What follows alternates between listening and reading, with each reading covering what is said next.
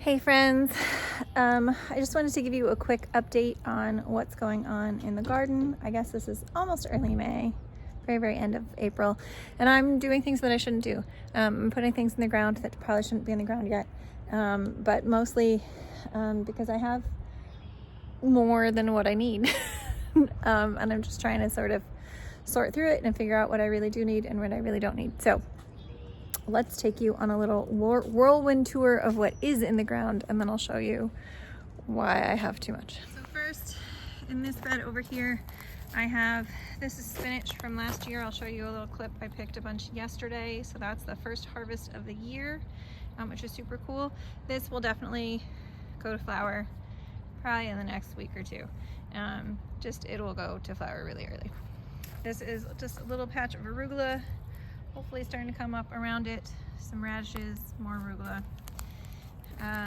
more radishes, some beets, little baby beets, sort of multi-sown in there. Brassicas, these are Brunswick cabbages, which should get pretty large. 3 rows of broccoli and 3 rows of cauliflower. This is what I shouldn't have done. I just put in a row of sweet peppers. They've been outside for a while. They're starting to look a little worse for the wear because it's probably been just a little too chilly for them, but they're in. This is that row of, I don't know if I told you about this. I put a row of onions in here because I had so many starts that I didn't get started at the others. Leeks back along this row, a few more onions over here. And then a few rows, I don't know how well you can see this. This little row down here is some more kohlrabi and a couple of kales on the end. This is another row of radishes and carrots are in there. And then there's a row of spinach there that are just starting to come up. I don't know that they'll really have time to produce much, but we're gonna give it a go because it's been a bit of a cool season. And then I have a ridiculous number of these little guys, which are poppies. They're gonna be everywhere. There's gonna be poppies everywhere. They have self-sown themselves from last year. The snapdragons I put in there, but poppies made themselves, so they're everywhere here. Carrots along here and here. This is a row of broccolis that some of them survived, some of them didn't. There was a row of broccolis in the middle and a row of broccolis on the edge, and then in between these 2 rows of broccolis was kohlrabi. The kohlrabi look very happy. The rest of them are, I don't know, some of them are still alive, so I guess that's pretty good. So this bed is very full. Again, poppies that have self-sown and some snapdragons that I threw in there. It's gonna be an absurd number of poppies. This is the garlic bed. I did have a little bit of a gap here, so I threw in some radishes and some carrots. They did okay on germination, but not amazing, but that's fine. It was just a little extra space, a little extra stuff. The garlic looks beautiful. It's doing a great job. This is some more radishes, some spinach that's a little bit further along that hopefully in the next week or so we'll be harvesting. That's a sorrel plant from last year. I'm not sure I love sorrel, so I took out everything but the one, but I did leave the one. Some arugula in the back. And then this edge here that looks very boring is gonna be where the tomatoes go in. That's why this really hot mess of a trellis is sitting here. The raspberries are starting to come up, which is exciting.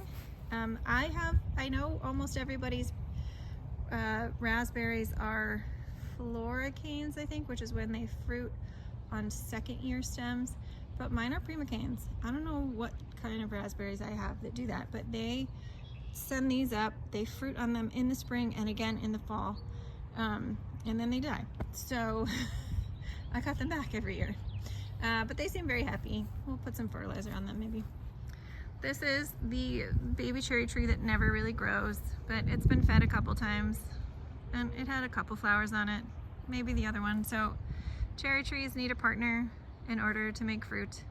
This poor cherry tree has been around and doing just fine for years and years and years, but it has never had a willing partner. So we just keep hoping for this little willing partner here. I know, don't make fun of me. This is lemon balm. I know it's in the ground. I know it shouldn't be, but it smells really nice and it makes me happy. And it hasn't gotten much bigger than that in 5 years. So we feel okay about that. This is where I might have done too much. Zinnias, a couple little zinnias here. Lots of snapdragons in here. Snapdragons. This, I just sprinkled poppy seeds. There's gonna be a lot of poppies. Probably I should thin them. I'm not going to. I'm just gonna kind of see what they do when they go wild. And these, I know I'm not supposed to do, but they're really pretty. These are morning glories, and hopefully they'll grow up this fence here. But do you see, this is all poppies. This isn't weeds. And a few snapdragons and some more poppies. And these, I think, are calendulas. I planted both calendula and bachelor's button. I'm hoping some of these are bachelor button and not all of them are calendula, but regardless, it's full. This whole thing is full. These are chamomile. I did grow those from seed inside. I did just put them in the ground. I hope that they live. The tulips are looking lovely hiding in the corner over there. There's some poppy seeds sprinkled around there too, so who knows. Okay, so now on to why some of this might be. So I may have grown more flowers than I have room for because I didn't realize how well those poppies would seed. And so now I have